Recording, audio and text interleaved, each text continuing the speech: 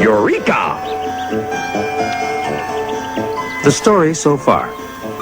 As the molecules in a solid get hotter, they vibrate faster and faster until their mutual force of attraction is no longer strong enough to hold them together. This causes them to slip out of their latticework pattern, which therefore falls apart. When the latticework of molecules in a solid has collapsed, we say that the solid has melted. It has changed from a solid state into a liquid state. And now, evaporation and condensation. The trouble with goldfish bowls is that every few days, you have to remember to fill them up with water. Why? Where did all the water go? How did it just vanish like that? Well, why don't you fill the bowl up and dive in so that you can see for yourself what happens. Water is a liquid, so its molecules are moving too fast for their mutual forces of attraction to keep them together in a regular latticework. So they're slipping and sliding all over the place. Although the molecules are packed about as tightly together in a liquid as in a solid, in the liquid state, there is complete disorder and it's every molecule for itself. Some molecules end up being jostled about at the top of the liquid. They, in fact, form the surface of the liquid. Every now and then, this jostling forces an individual molecule to pop out of the liquid altogether, and it escapes into the air. Of course, over time, many millions of molecules escape from the liquid in this way.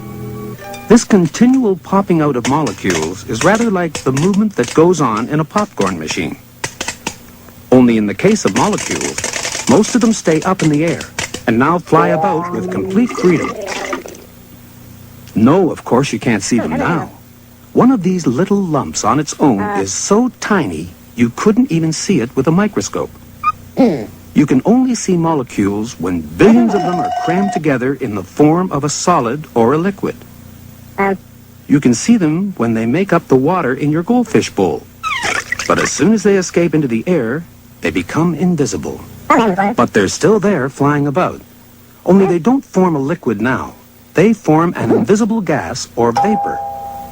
That's why what happened to the water in your goldfish bowl is called evaporation.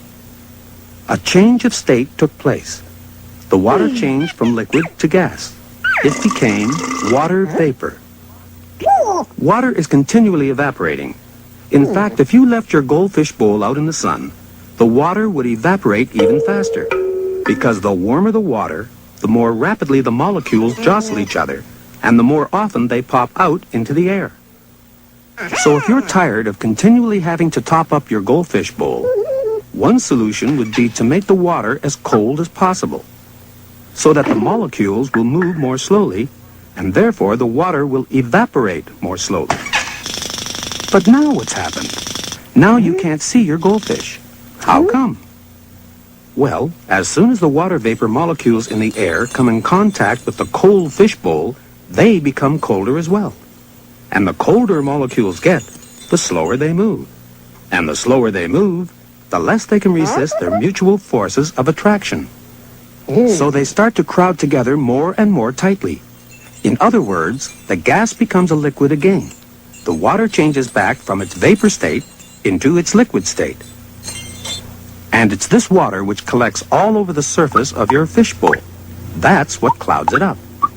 Since the change from vapor to liquid is caused by the arrangement of molecules becoming more and more dense, this change of state from vapor or gas to liquid is called condensation. So when water isn't evaporating, water vapor is condensing. You can't win with goldfish bowls. Have you ever thought of keeping a cat?